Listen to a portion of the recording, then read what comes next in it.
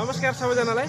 धुर्कोट गाउँपालिका ward number 5 मा स्थित हाम्रो एउटा यहाँ सिद्धदेवी मन्दिर छ।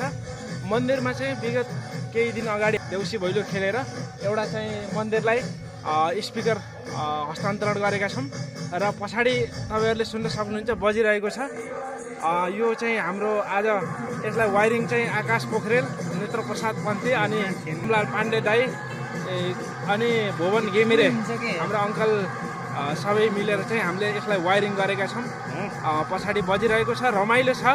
देउसी भैलो समूहले जुन पैसा छुट्याएको थियो साउन्ड सिस्टमको लागि मन्दिरमा चाहिँ आज हामीले बजाएका छौँ।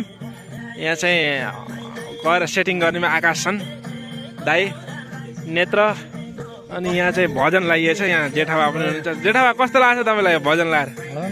एकदम राम्रो।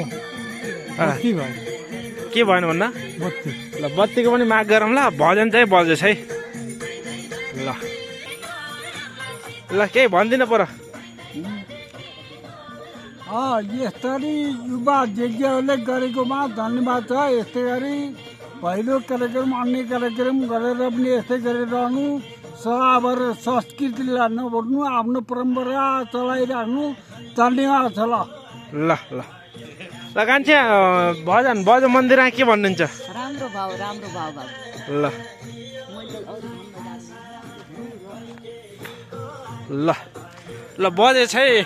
तपाईँहरूले सुन्न सक्नुहुन्छ सबै हाम्रो देउसी भैलो समूहलाई मैले यो भिडियो पठाउने छु। ल छिलिम्पेको यो मन्दिरमा चाहिँ सिद्धदेवी मन्दिरमा चाहिँ आज जे होस् गुन्जयमान भएको छ। ल यहाँ दाइले पनि केही कुरा गर्नुहुन्छ। ल केही दुईवटा शब्द मात्रै, दुईवटा शब्द क्या। ल आकाश दुईवटा शब्द। तिमी पनि भैलोमा समय थियौ, अब के छ तिमीले कस्तो लाग्छ बजाउँदाखेरि? त्यो 200 रुपियाँ तिमीले छुट्याएर त्यो खाएको भए त्यो त्यति बेला सकिन्थ्यो, अहिले गुन्जय भएछ एकैछिन। के छ? ल ठिक छ। ल नेत्र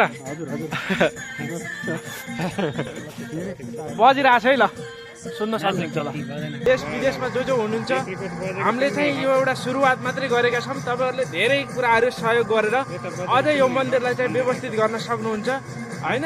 यो चाहिँ हाम्रो एउटा मात्र सुरुवात हो। अझ तपाईँहरूले अघिल्लो दिनहरूमा अझ धेरै विकास गर्नलाई अनुरोध गर्दछौँ। ल